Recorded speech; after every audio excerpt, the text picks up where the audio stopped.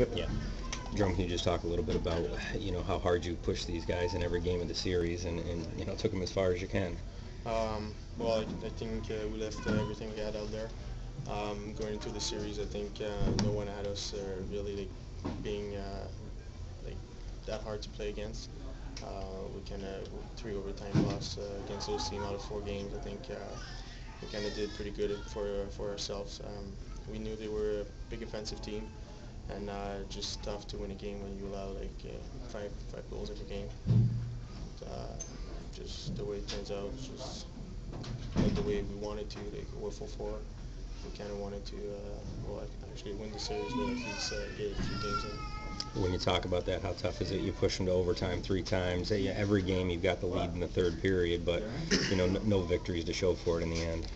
Yeah, I think I think it shows that they had a lot of veterans guys, a lot of an older team.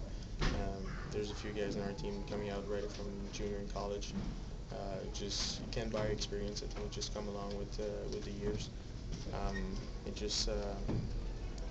think it just turns out to be the turning point of the series, having those leads in the third period and just letting that go for the last 3 games in the last minute of the game.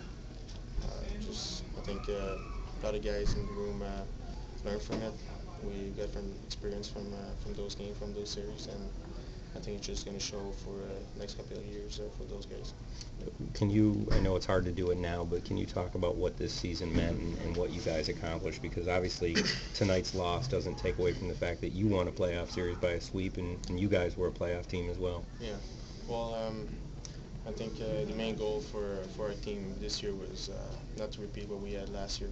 Just finish dead last in our division and not making the playoffs. It's a long summer when you go out and you go home mid-April, but I think we're looking back at the season. I think everyone's kind of happy with what they accomplished.